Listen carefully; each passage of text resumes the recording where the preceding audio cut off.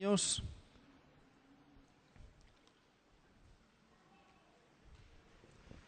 Bueno, gracias al Señor por quienes estamos aquí esta mañana. Pero mire, extrañamos a un buen número de hermanos hoy. No sé, ¿a dónde se fueron? ¿Mañana es puente o no? No, no es puente. Es que ellos están en la maratón, me imagino. Se fueron de maratón. Bueno, mire cómo nos afectan ese tipo de cosas, ¿no? Pero hermanos, me alegra mucho verles esta mañana. Yo voy a pedirles que miren conmigo, por favor, en la epístola a los Efesios, en el capítulo 1. Busquen su Biblia, por favor, Efesios, capítulo 1.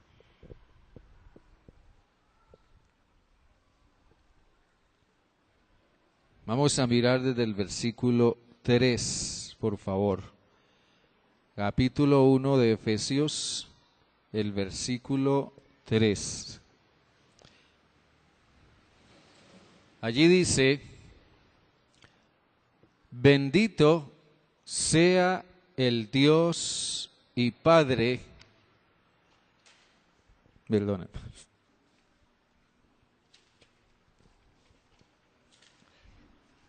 Dice: bendito sea el Dios y Padre de nuestro Señor Jesucristo, que en Cristo nos ha bendecido con toda bendición espiritual en los lugares celestiales. En Él Dios nos escogió antes de la fundación del mundo para que en su presencia seamos santos e intachables. Por amor nos predestinó para que por medio de Jesucristo fuéramos adoptados como hijos suyos, según el beneplácito de su voluntad,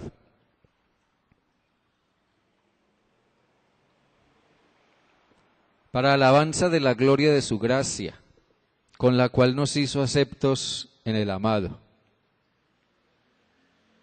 En Él tenemos la redención por medio de su sangre, el perdón de los pecados según las riquezas de su gracia, la cual desbordó sobre nosotros en toda sabiduría y entendimiento, y nos dio a conocer el misterio de su voluntad, según su beneplácito, el cual se había propuesto en sí mismo, para que cuando llegara el tiempo señalado reuniera todas las cosas en Cristo, tanto las que están en los cielos como las que están en la tierra. En Él asimismo participamos de la herencia, pues fuimos predestinados conforme a los planes del que todo lo hace según el designio de su voluntad, a fin de que nosotros, los primeros en esperar en Cristo, alabemos su gloria. También ustedes, luego de haber oído la palabra de verdad, que es el evangelio que los lleva a la salvación, y luego de haber creído en él, fueron sellados con el Espíritu Santo de la promesa, que es la garantía de nuestra herencia, hasta la redención de la posesión adquirida para alabanza de su gloria. Amén.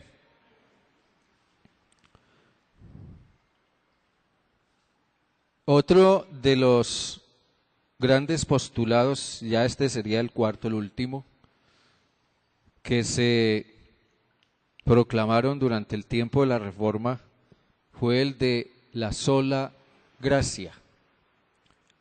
La sola gracia. Ya hemos visto la sola fe, solo Cristo, sola Escritura y ahora solo gracia. La sola gracia. Yo quiero esta mañana decirles desde mi propio corazón que al predicar este mensaje de hoy y durante el tiempo que he estado en su preparación,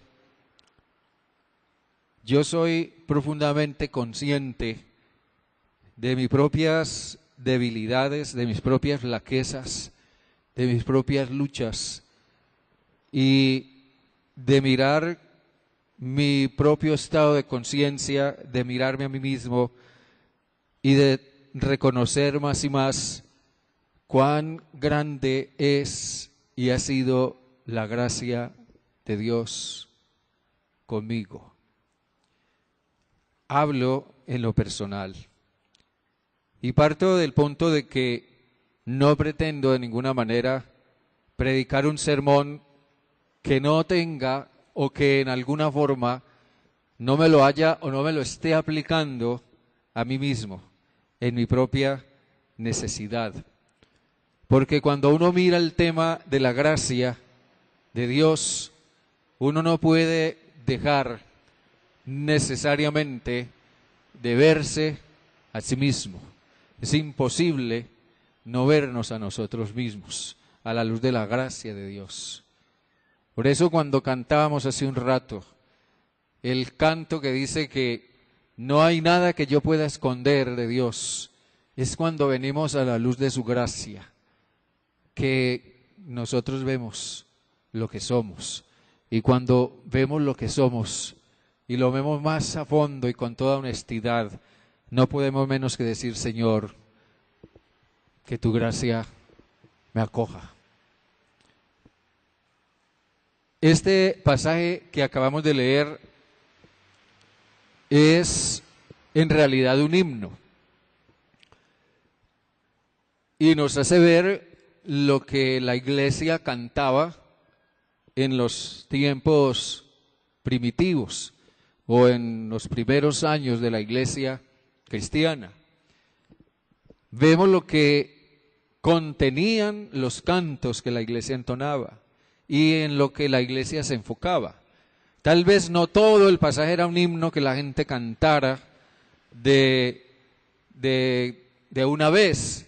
En realidad el pasaje es una composición de algunos apartes de poemas y cantos o himnos cristianos. Pero en realidad todo el pasaje es, por decirlo, en esa compilación es un himno. Y es un himno que habla de un propósito. Y yo diría del más grande propósito.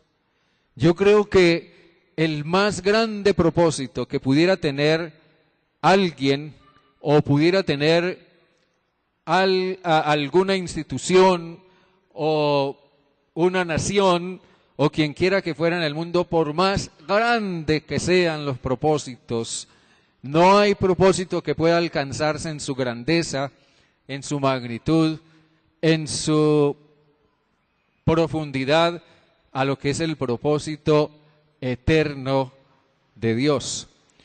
Yo estaba mirando en el diccionario el significado de la palabra propósito. Y yo encuentro que el diccionario de la lengua castellana dice que propósito es ánimo, intención de hacer o no hacer una cosa. En ese sentido puede ser que nosotros digamos que tenemos el propósito de hacer algo o tenemos también el propósito de no hacer algo. Pero también encuentro otro significado más amplio que dice intención determinada. Propósito es una intención determinada, es una intención voluntaria y deliberada. Ahora bien, es en ese sentido que este texto nos describe y de una manera muy dinámica el propósito eterno de la gracia de Dios. Y es cuando nosotros, en nuestra pequeñez, en nuestra imperfección, en nuestro pecado, en nuestra flaqueza, cuando nos vemos en medio de la grandeza de ese propósito eterno de Dios, es que nos preguntamos inevitablemente: Señor, ¿cómo es posible que tú hubieras pensado en salvarme y perdonarme a mí? Así que este texto nos habla de la grandeza dinámica, nos describe de una manera dinámica la grandeza del propósito eterno de la gracia de Dios. Pero esto podemos mirarlo esta mañana en tres aspectos muy esenciales. Porque si bien estamos hablando de un propósito, y de un propósito inigualable como parte de la voluntad, de la buena voluntad de Dios, entonces, por un lado, ese propósito se refiere a un amor anticipado. Es un propósito de amor anticipado. Y es muy importante lo que Pablo dice en el versículo 4. Dice que en Él, o sea, en Cristo, Dios nos escogió antes de la fundación del mundo para que en su presencia seamos santos e intachables. Y por amor, dice, por amor nos predestinó para que por medio de Jesucristo fuéramos adoptados como hijos suyos según el beneplácito de su voluntad. La idea de un amor anticipado, yo me he puesto a pensar seriamente y creo que es una idea extraña. Un amor anticipado es una idea extraña y yo diría hasta imposible en nuestro contexto humano. Es decir, nosotros no nos proponemos amar a alguien de manera incondicional porque consciente o inconscientemente esperamos que la persona que amamos nunca defraude ese amor.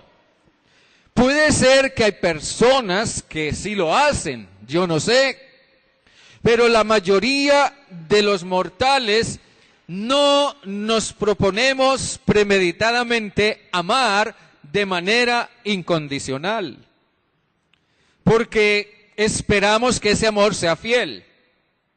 Y cuando ese amor no es fiel, o cuando ese amor falla, cuando eso pasa, simple y sencillamente nos desilusionamos. Nos desilusionamos profundamente.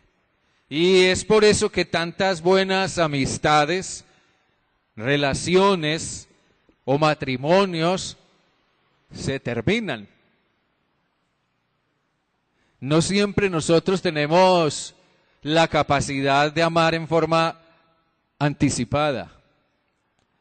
Por ejemplo, nunca se menciona en los votos matrimoniales, cuando una pareja se está casando, alguien dice, el novio o la novia, yo me comprometo, yo te prometo serte fiel y estaré contigo hasta el final, en la pobreza, en la riqueza, en la enfermedad, en la salud, en la buena, en la mala, en fin. Hacemos esos votos, pero nunca nosotros hemos escuchado a nadie decir, ni a ningún pastor, ni a nadie que esté casando a una pareja, hacerles los votos y hacerles repetir, yo te prometo que si cometes un adulterio, yo te prometo que si me eres infiel, aún así te amaré y te perdonaré. ¿Ha escuchado usted a alguien que diga eso? Nunca escuchamos eso en los votos matrimoniales. Nosotros no hacemos eso. No podemos amar anticipadamente. Nosotros tendemos más a amar según se vayan dando las cosas. No podemos amar anticipadamente.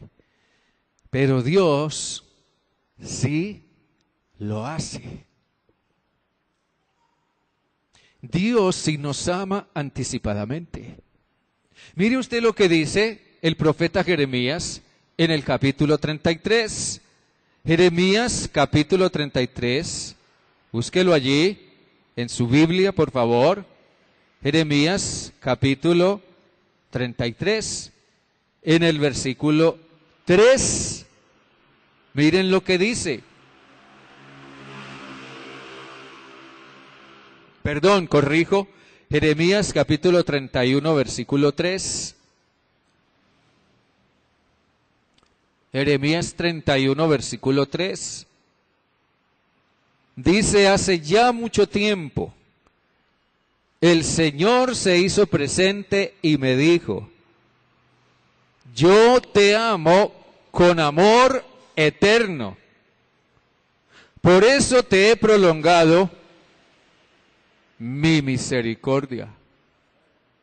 Dios nos ha amado desde la eternidad y ha prometido amarnos, se ha propuesto amarnos hasta la eternidad. Y el apóstol Pablo dice que desde antes de la fundación del mundo, dice Pablo en nuestro pasaje de Efesios, desde antes de la fundación del mundo Dios nos escogió. Y Dios se propuso hacernos sus hijos adoptivos. Desde antes de la fundación del mundo, Dios decidió crear al hombre. Desde antes de la fundación del mundo, Dios sabía que el ser humano iba a pecar. Dios lo sabía. Y Dios conocía específicamente cómo habríamos de pecar. Y en qué momentos y con qué actitud. Dios sabía que el ser humano habría de pecar. Pero también dice Pablo que desde antes de la fundación del mundo, Dios había determinado en su corazón perdonarnos.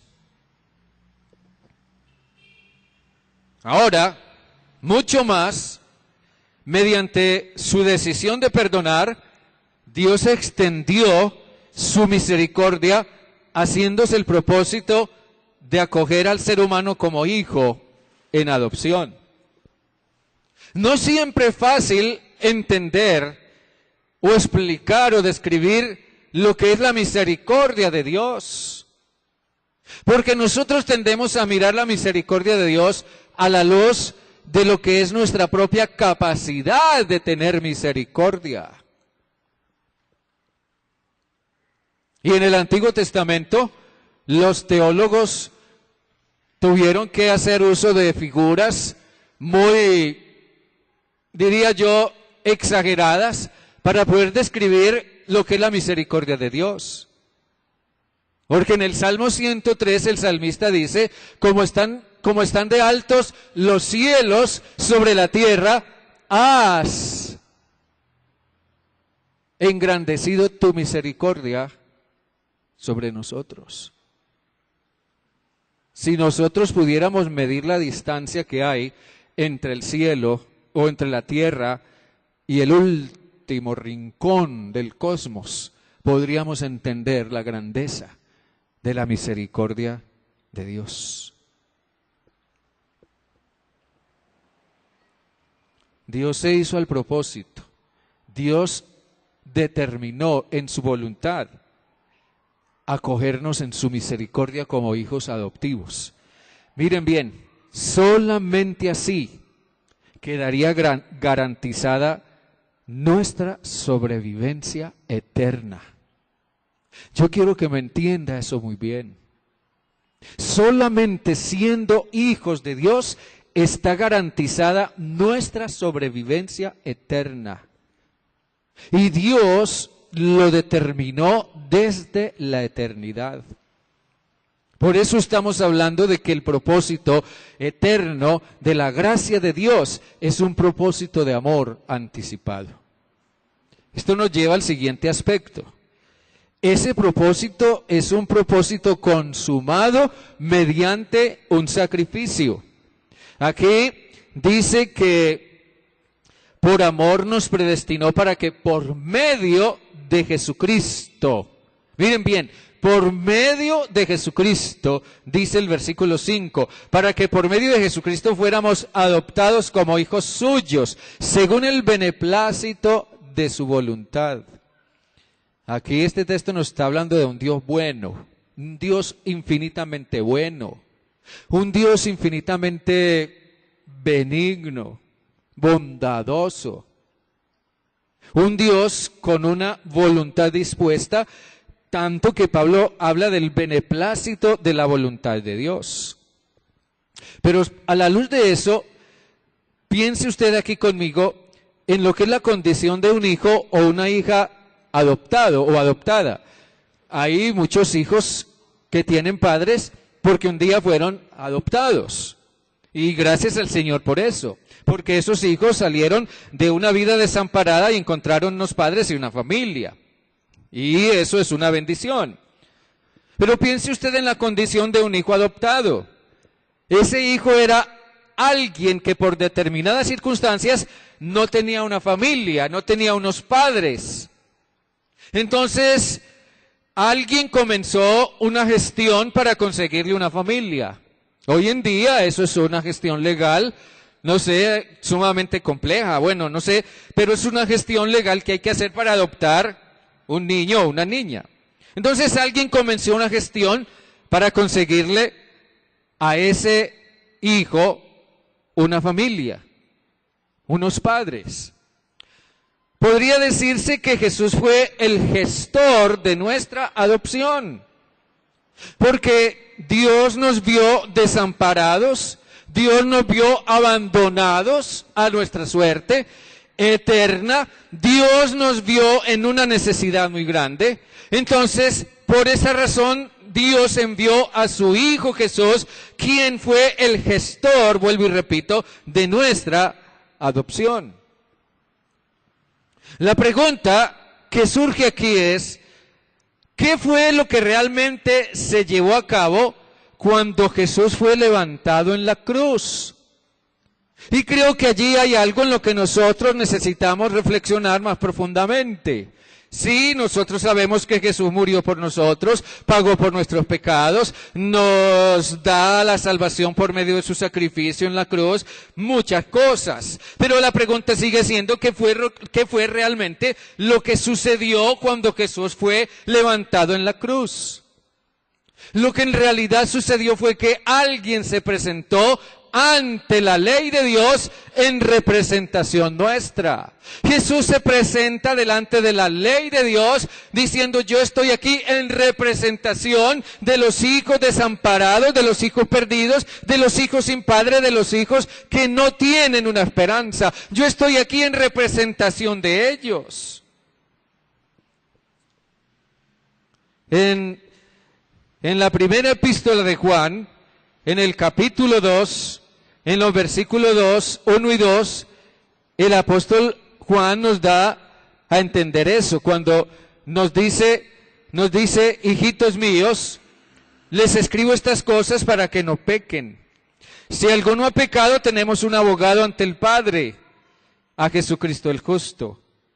Y Él es la propiciación por nuestros pecados, y no solamente por los nuestros, sino también por los de todo el mundo. Jesús es nuestro abogado ante el Padre. Él es el gestor de nuestra adopción.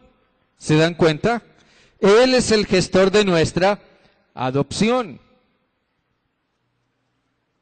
El propósito de Jesús era conseguirnos un lugar en la familia de Dios. Era conseguirnos un lugar en la presencia, en la casa del Padre. Cuando Jesús le habló a sus discípulos poco antes de morir, Él le dijo, no tengan temor, ustedes creen en Dios, crean también en mí. Yo voy a la casa de mi Padre y voy a preparar lugar para ustedes. Y Jesús había dicho también, según la referencia de Juan, él había especificado, o mejor, Juan había especificado diciendo, a todos los que le recibieron, Dios les ha dado potestad de ser llamados hijos de Dios. Así que la condición de hijos es esencial, es vital, es sumamente importante. Y Jesús ha sido el gestor, vuelvo y repito, de nuestra adopción como hijos de Dios, de conseguirnos un lugar en la familia de Dios y de recuperar o conseguirnos la paternidad de Dios. Por eso antes, nosotros que no teníamos un padre, ahora en Cristo tenemos un padre. ¿Vamos bien, hermanos? Amén. Miren lo que dice Pablo, volviendo ahí a la epístola a los Efesios, en el capítulo 2, en los versículos 13 y el versículo 19. Efesios 2, 13. Allí dice, pero ahora en Cristo Jesús, ustedes, que en otro tiempo estaban lejos, ahora han sido acercados por la sangre de Cristo. Y en el versículo 19 dice, por tanto, ustedes ya no son extranjeros ni advenedizos, sino conciudadanos de los santos y miembros de la familia de Dios. ¿No le alegra a usted eso?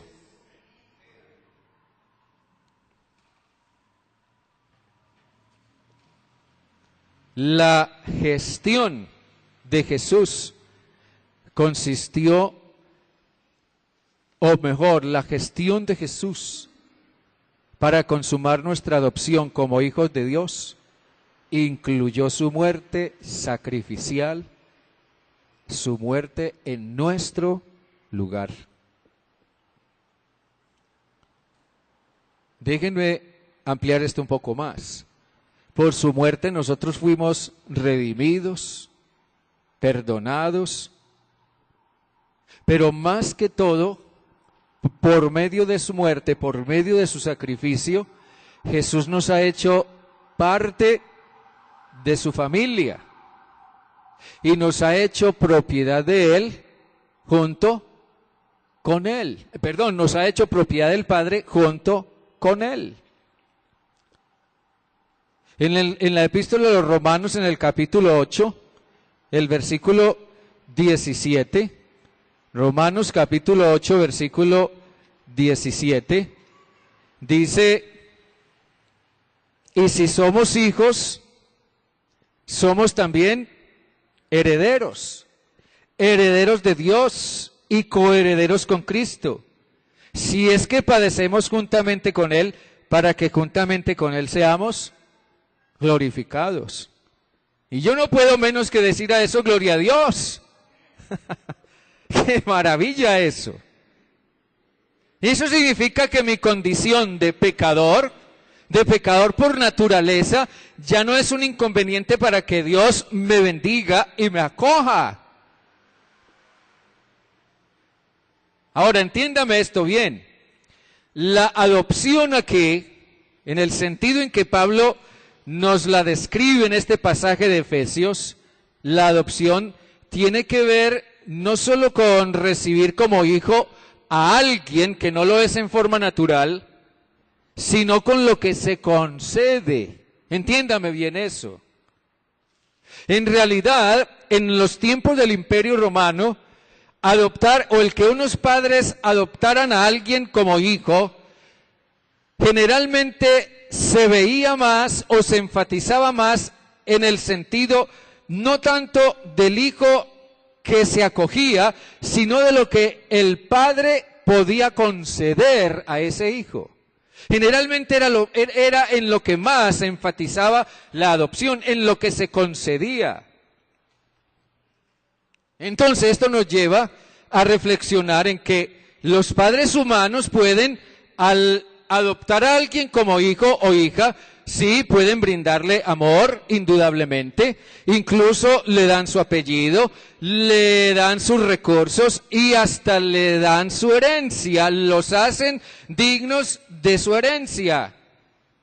Pero una cosa que los padres adoptivos no pueden hacer por los hijos que adoptan es comunicarles sus características peculiares y distintivas. Yo puedo adoptar a alguien como hijo, puedo adoptar a alguien como hija y puedo proveerle muchas cosas como parte de la adopción, pero no le puedo comunicar mi propia esencia natural. Yo no le puedo hacer partícipe de mi sangre, ni de mis cromosomas, ni de mis genes. No puedo hacer que esa persona se parezca a mí físicamente, ni siquiera que hable parecido a mí. No puedo comunicarle mis características peculiares y distintivas. El punto con respecto al concepto de la adopción, en el sentido en que Pablo nos la describe, es que Dios, en forma milagrosa, otorga su propia naturaleza a quien Él ha elegido y a quien ha confiado en Cristo Jesús. Dios realmente nos hace hijos, hijos naturales de Él. ¿Vamos bien, hermanos? Ahora hay una cosa que debemos tener presente aquí. Me parece que hay una diferencia entre elección y predestinación. Porque Pablo habla aquí de que hemos sido predestinados para que por medio de Jesucristo fuéramos adoptados como hijos. Y yo quiero hablar brevemente de eso, porque hay muchas ideas extrañas con respecto a la elección y a la predestinación. Sin embargo, quiero compartirles lo que siento, lo que encuentro que el Señor me ha mostrado a la luz de lo que este concepto tiene aquí en el Nuevo Testamento.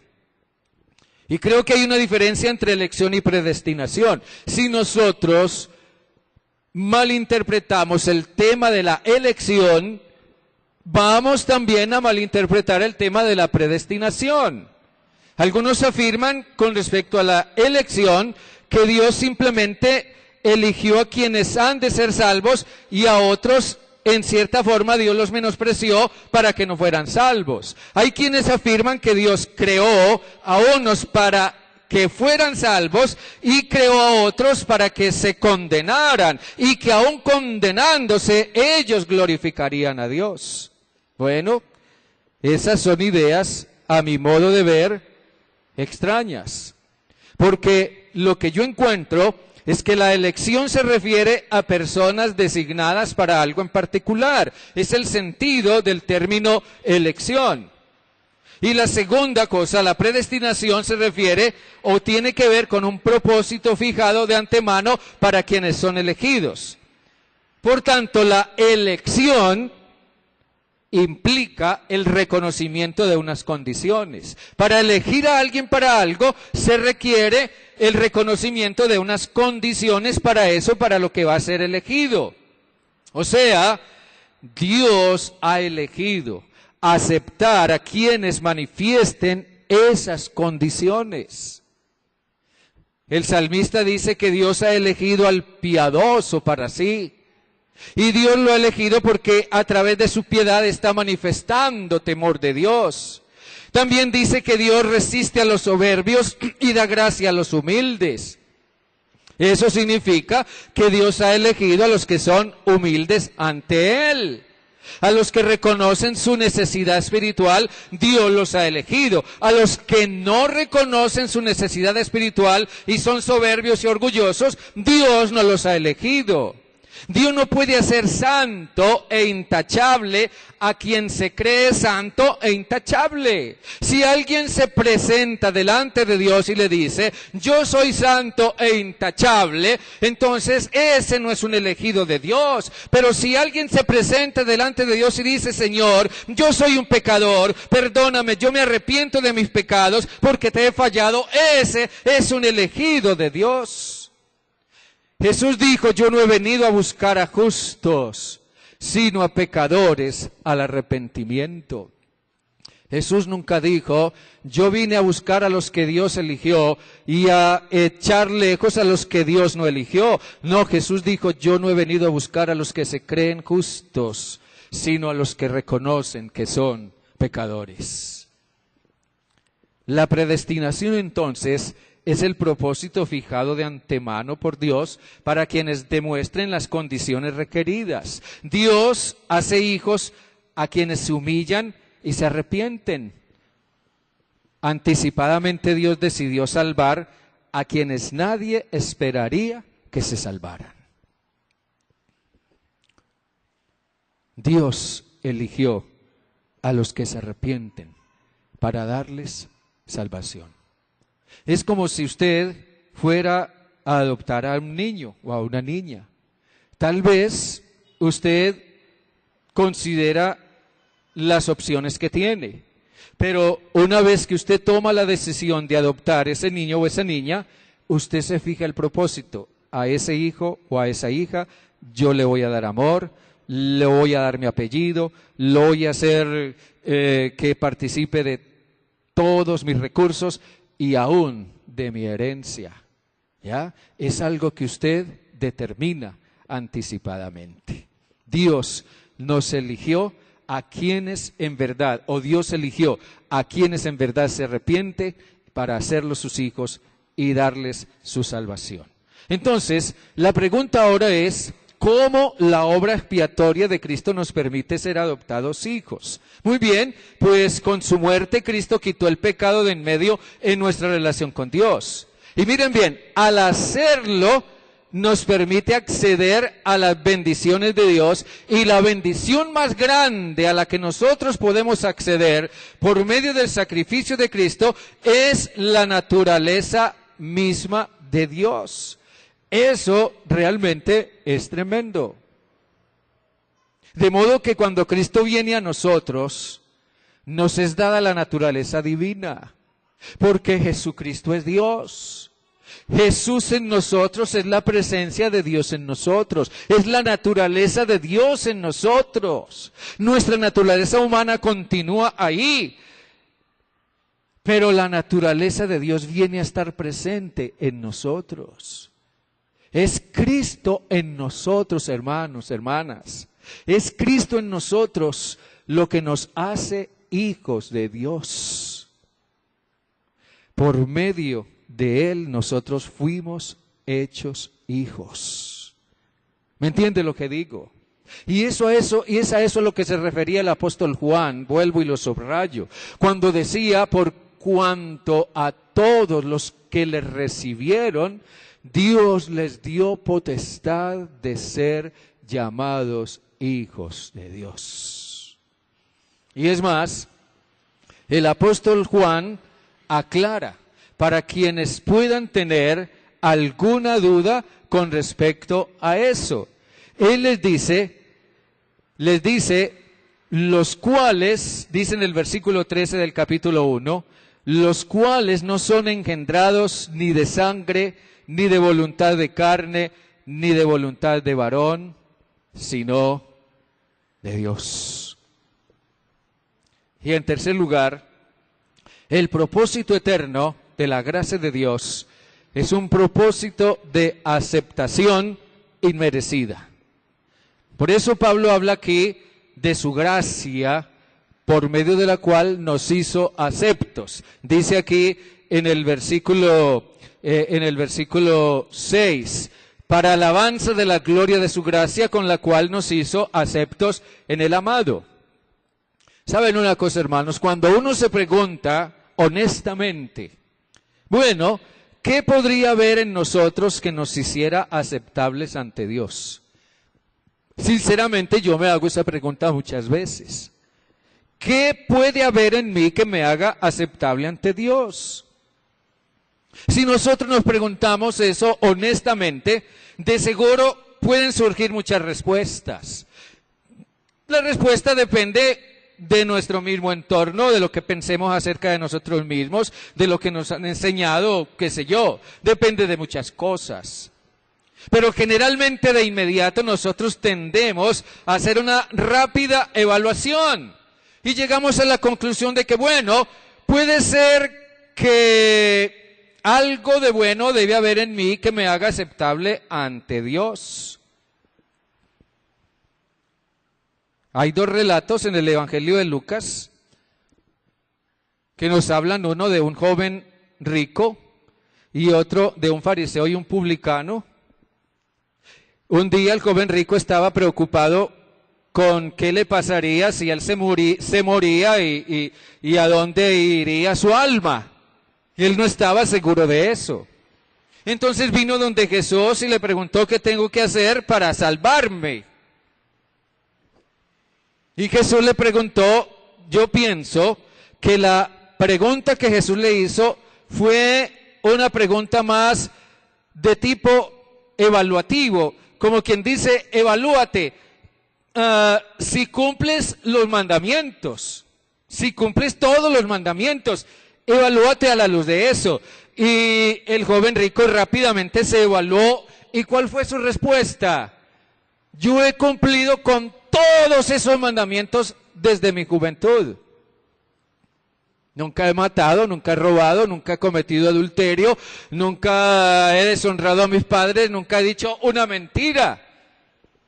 A mí lo que me sorprende es que Jesús guardó completo silencio con respecto a eso. Pero Jesús le dijo, y a mí me parece de una manera un tanto irónica, Jesús le dijo, bueno, si las cosas son así, entonces te falta una cosa. Vende todo lo que tienes y dáselo a los pobres. Y ven y sígueme. Y el joven rico hizo otra evaluación. Ah, no, pero es que yo soy muy rico. Yo no voy a dejar mis riquezas. Y más bien se fue y le dio la espalda a Jesús. El fariseo lo hizo también orando en el templo al lado de un publicano pecador, deshonesto, injusto, abusador, porque esos eran los publicanos. Y el fariseo se paró allí al lado del publicano, se paró delante de Dios y le dijo, Señor Dios, gracias porque yo no soy como los demás hombres. Uy, qué cosa. Yo no sé, ese fariseo sería un ser extraterrestre o qué, porque él dijo que no era como ninguno de los demás hombres. Yo no he sido injusto, no he cometido adulterio, nunca he mentido, siempre doy mi diezmo y aún a veces doy más del diezmo, más de lo que se requiere de mí. Ni siquiera soy como este publicano. Eso dijo el fariseo. La verdad es que todos nosotros tendemos a hacer eso. Y miren ustedes que en estas dos historias, ninguno de los dos fueron aceptados delante de Dios. Ni el joven rico porque consideraba que había cumplido todos los mandamientos, ni el fariseo que se consideraba la persona más excepcional entre todos los mortales. Ninguno fue aceptado delante de Dios. Y la pregunta es ¿por qué? Hermanos queridos, porque la aceptación de Dios se basa no en nuestros méritos, sino en la observación que Dios hace de nuestro corazón, en la observación que Él hace de nuestra actitud de reconocimiento de nuestro pecado. Por eso el publicano lo único que hizo al lado del orgulloso fariseo fue simplemente decir, golpeándose el pecho, Señor, ten misericordia de mí, porque soy un pecador. Y Jesús dice, y ese publicano al final salió justificado en lugar del fariseo. Todo eso significa que Dios se propuso aceptarnos tal como somos, aunque no lo merecíamos. Aunque otros no nos amen porque somos como somos, Dios nos ama. Aunque otros no nos acepten por ser como somos, Dios nos acepta. Aunque otros no nos perdonen los errores que hemos cometido, Dios nos perdona. Hay una cosa sorprendente que Dios reveló a través del profeta Isaías en una ocasión a quienes aún no podían comprender eso. Dios les dijo, porque mis caminos son más altos que sus caminos y mis pensamientos son mucho más altos que sus pensamientos. Hermanos queridos, piense usted en lo que es la gracia. La gracia es la disposición o la virtud de aceptar y amar a alguien tal como es, aun sabiendo que no lo merece.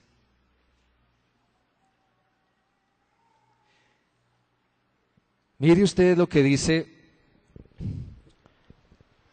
el apóstol Pablo, ahí voy terminando con esto, ahí mismo en Efesios, en el capítulo 2. Mire lo que dice el versículo 4. Pero Dios, cuya misericordia es abundante, por el gran amor con que nos amó, nos dio vida junto con Cristo, aun cuando estábamos muertos en nuestros pecados. La gracia de Dios los ha salvado. Pablo está hablando aquí de gente que estaban muertos en sus pecados, cualesquiera que fueran. Estaban muertos en sus delitos y pecados, estaban muertos en sus flaquezas y en sus debilidades. Sí. Sin embargo, en el versículo 4 dice, pero Dios.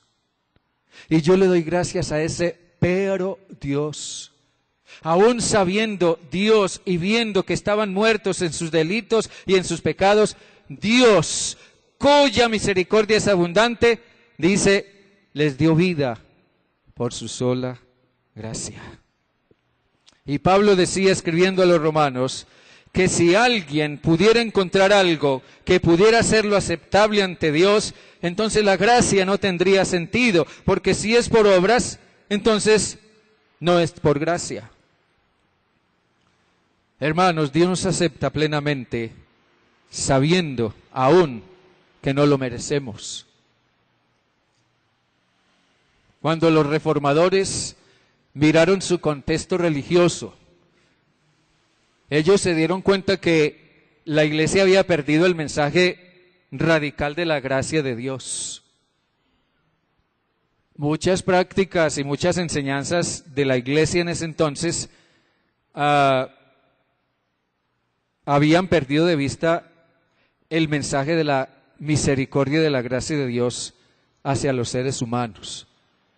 Y más bien, y fue con eso, con lo que se encontró Lutero, y con lo que se encontró Zwinglio, y con lo que se encontró Calvino y otros. Ellos encontraron que esas prácticas religiosas promovidas y enseñadas por la iglesia, lo que hacían era animar a la gente a fundamentar su confianza de salvación en sus propias obras piadosas. Y en contrario a eso, el mensaje de los reformadores fue que cuando nosotros morimos a nuestros propios intentos de salvarnos por obras, es cuando actúa verdaderamente la gracia de Dios en medio de nuestra debilidad.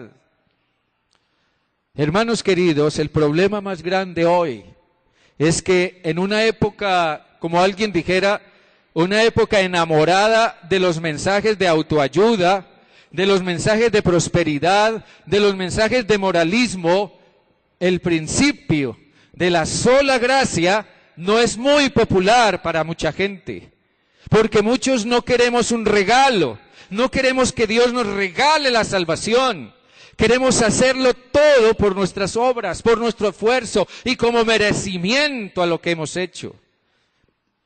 Y es allí donde nosotros tenemos que recuperar y volver a enfatizar el mensaje de la gracia de Dios.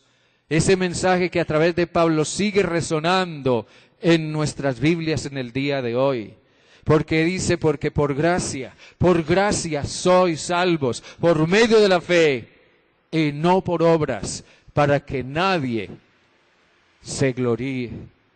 Nadie puede llegar a sentirse merecedor de la salvación, porque nadie la merece. Sin embargo, Dios desde la eternidad nos la ha concedido gratuitamente por su sola gracia y misericordia. Amén. Somos salvos por gracia. Amén, hermanos. Somos salvos por gracia. Gracias a la gracia de Dios. Estemos de pie, por favor. Padre bueno, seguimos en tu presencia, Dios, en esta mañana y te alabamos. Gracias te damos, Dios, por este tiempo tan especial. Gracias te damos, Dios, por permitirnos reflexionar en esta palabra. Gracias, Dios, por traernos hoy de nuevo el mensaje de la gracia y permitir vernos a nosotros mismos a la luz de tu gracia. No seríamos lo que somos, no estaríamos en donde estamos, no tendríamos hoy la seguridad de nuestra salvación y del perdón de nuestros pecados si no fuera por tu gracia. Y es a través, Dios, de tu palabra que tú nos traes tan maravilloso mensaje a nuestras vidas en el día de hoy. Señor, ayúdanos de veras a examinar más y más nuestro corazón, no para autocondenarnos de ninguna manera, sino para darnos cuenta de que por tu gracia tú nos perdonas, nos has salvado, nos has hecho tus hijos, nos has concedido tu naturaleza. Es Cristo en nosotros, oh Padre, y lo entendemos, lo que nos hace hijos. Y como hijos ahora, tú nos has hecho merecedores de tu herencia, por tu sola gracia y tu misericordia. Ayúdanos a examinar nuestro corazón. Ayúdanos, Dios, a reconocer cualquier idea que pudiéramos tener de que en alguna forma haya algo en nosotros que merece el que tú nos aceptes o nos des tu salvación. Porque si bien hay cosas buenas en nosotros, indudablemente, no serían jamás suficientes para hacernos merecedores. Y además, tú no miras eso. Tú lo que miras es, como dijera el salmista, al corazón contrito y humillado, no despreciarás tú. Señor, danos ese corazón contrito y humillado, porque es en esa debilidad nuestra en la que podremos tener la realidad de tu gracia.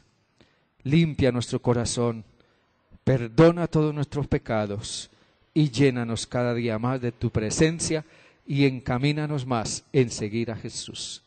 En su nombre oramos, Padre, con acción de gracias. Amén y amén. Dios me les bendiga, mis hermanos, grandemente. Dios les bendiga.